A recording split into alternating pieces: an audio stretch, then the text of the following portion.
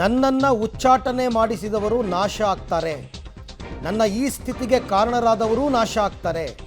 ನಾನು ಯಾರಿಗೂ ಮನವರಿಕೆ ಮಾಡಿಕೊಡಲ್ಲ, ನಾನು ದೆಹಲಿಗೂ ಹೋಗಲ್ಲ, ಯಾರನ್ನೂ ಭೇಟಿಯಾಗಲ್ಲ, ವಿಜೇಂದ್ರ ಸೇರಿ ಯಾರಿಗೂ ಜನ ಸೇರಿಸೋ ಯೋಗ್ಯತೆ ಕೂಡ ಇಲ್ಲ. ಸಿ ಟಿ ರವಿನ ಸೋಲಿಸಿದ್ದೆ ಯಡಿಯೂರಪ್ಪ ಅಂತ ಒಂದಷ್ಟು ಹೊಸದೇನೂ ಇಲ್ಲ ಇದರಲ್ಲಿ. ಹಳೇದೇನೆ ಉಚ್ಚಾಟನೆ ಆದಮೇಲೆ ಮಾತನಾಡ್ತಾ ಇದ್ದಾರೆ ಅಷ್ಟೇ.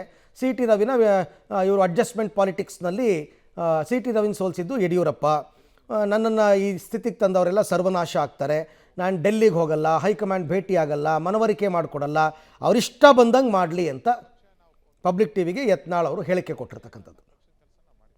ನೋಡಿ, ಇವರು ಯಡಿಯೂರಪ್ಪ ಅವನ ಮಗ ಕೂಡಿ ಇದು ಉಚ್ಚಾಟನೆಗೆ ಹೈಕಮಾಂಡ್ ಅದರ ಮೇಲೆ ಒತ್ತಡ ತಂದು ನನ್ನ ಇವನು ಉಚ್ಚಾಟನೆ ಮಾಡಿದ್ರೆ ಲಿಂಗಾಯತರು ಎಲ್ಲ ಬಿ ಜೆ ಪಿಯಿಂದ ಬಿಟ್ಟು ಹೋಗ್ತಾರೆ, ಹಂಗೆ ಗಲಾಟೆ ಮಾಡಿ ಮಾಡಿಸಿದ್ದಾರೆ.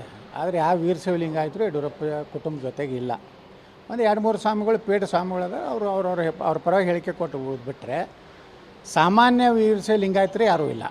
ಆ ಭ್ರಮೆಯಿಂದ ಕೇಂದ್ರ ಹೈಕಮಾಂಡ್ ಹೊರಗೆ ಬರಬೇಕು. ಇಂಥವೆಲ್ಲ ನಡೀದೆ, ಅಪಮಾನ. ಇದು ರಾಮಾಯಣ ಮಹಾಭಾರತದಿಂದ ನಡೆದದ, ಅದು ಅಷ್ಟಕ್ಕೇ ಬಿಡುವುದಿಲ್ಲ. ಈ ಕುಟುಂಬವನ್ನು ಬಿ ಜೆ ಪಿಯಿಂದ ಮುಕ್ತ ಮಾಡುವವರೆಗೆ ಬಿಡುವುದಿಲ್ಲ ನಾವು. ನನ್ನ ತುಳಿಲಿಕ್ಕೆ ಕಾರಣಕರ್ತರು ನಾಶ ಆಗ್ತಾರೆ, ಅದು 3ನೇ ಬಾರಿ. ನಾ ಏನೂ ಮಾಡೋದಿಲ್ಲ, ನಮ್ಮ ಗುಂಪಿನವರು ಮಾಡ್ತೀನಿ ಅಂತ ಹೇಳಿದ್ದೆ. ಈಗಾಗಲೇ ಕುಮಾರ್ ಬಂಗಾರಪ್ಪ ಅವರು ಅದ್ರ ಬಗ್ಗೆ ಹೇಳಿದ್ದಾರೆ.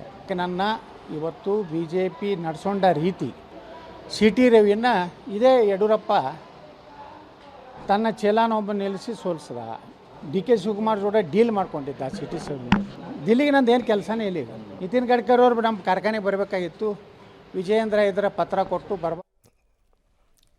ಓಕೆ, ಮುಂದುವರೆದಂತೆ ನನ್ನ ಉಚ್ಚಾಟನೆ ಮಾಡಿಸಿದವ್ರು ನಾಶ ಆಗ್ತಾರೆ, ನನ್ನ ಈ ಸ್ಥಿತಿ ಕಾರಣರಾದವ್ರು ನಾಶ ಆಗ್ತಾರೆ. ಅವರು ಯತ್ನಾಳ್ ಅವರು ಈಗೊಂದು 3-4 ದಿವಸದಿಂದ ಅವ್ರು ಉಚ್ಚಾಟನೆ ಆದಾಗಿಂದ ಮಾತಾಡಿರಲಿಲ್ಲ. ಅವ್ರಿಗೆ ದಿನಾ ಅಭ್ಯಾಸ ಇತ್ತಲ್ಲ, ದಿನಾ ಮೀಡಿಯಾ ಜೊತೆ ಮಾತನಾಡ್ತಿದ್ದಾರಲ್ಲ, 3-4 ದಿವಸದಿಂದ ಮಾತಾಡಿರಲಿಲ್ಲ. ಎಲ್ಲ ಸೇರಿ ಒಂದೇ ದಿನ ಇವತ್ತು ಮಾತಾಡಿದ್ದಾರೆ.